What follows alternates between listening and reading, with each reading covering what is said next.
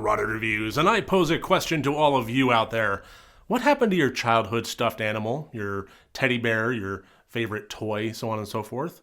Are you really not sure? Did you toss it out? Well, if so, you might want to beware. As is the case with the 2021 horror comedy movie, Benny Loves You. Written, directed, and starring Kārl Holt, this is a movie that has to do with a barely functional man-child that is kind of going through the paces. He still lives with his parents. He still latches on to toys and stuffed animals and childlike entities and so forth in his room adorned with childhood posters, things like that. And when he invites girls over, they find out that he does have juvenile posters on the wall, that he lives with his parents, and they run out of the room literally screaming. But all of that kind of turns on its head when through a series of mishaps, his parents pass away, and he is now forced to fend for himself. He's inherited the house, but he's letting it go to shit.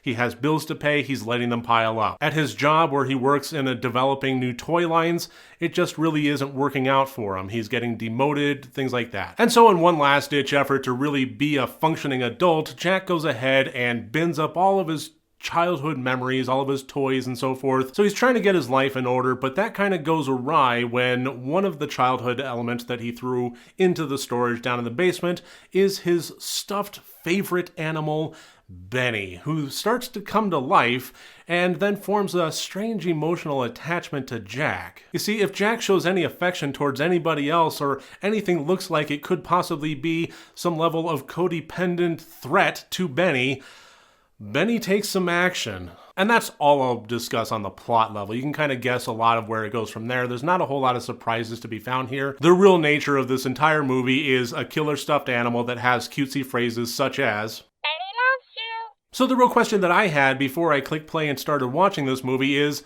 will this actually work? Will this work as a comedic horror movie for an entire hour-and-a-half runtime? Will this actually flesh out into a feature-length motion picture? Because it started out as a short film and then kind of grew into a feature from there.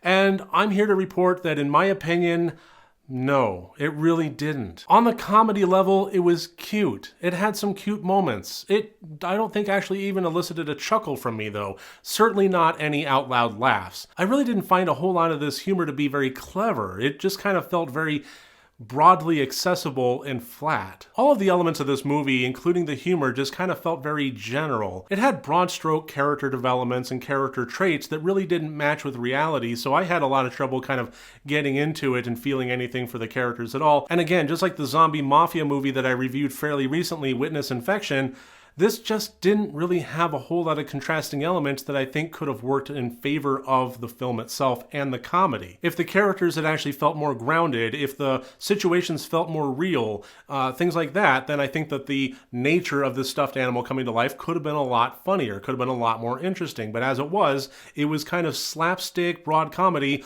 on top of slapstick broad comedy. And for me, that works, but only in a very particular sense, and in that particular sense, I would have to say with friends and stoned. Which there's absolutely a place for. In terms of my typical reviews where I try to find an audience for a movie, I'm not going to say that nobody should watch this.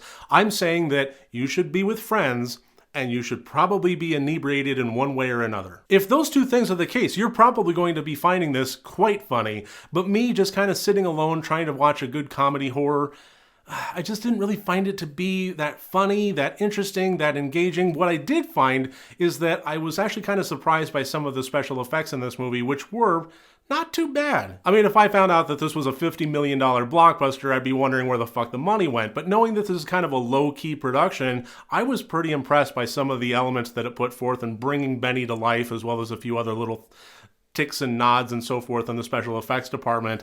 Honestly, some major kudos go on that level. And to reiterate, even though the humor really didn't have me laughing out loud, there really were some cute moments in this. And I would be kicking myself if I didn't at least acknowledge that, because I don't want to come across as just a humorless curmudgeon. I did find this to be cute. The whole notion of Benny and his catchphrases sometimes did pay off, and I found myself at least smiling at the screen. But beyond that, I do have to admit that I didn't find this to be a very interesting, raucous, or riotous time. Your mileage may vary. Everybody's level of what they consider to be funny or not is kind of a subjective thing, but just offering my opinion, I would personally, if you're going to be watching a good comedic horror movie and you're alone, would give this one a pass. But that should about do it for this review. Thank you so much for joining me here today. I look forward to seeing you on my next review. Remember, next time you want to watch a horror movie, first make sure that it's good and rotted.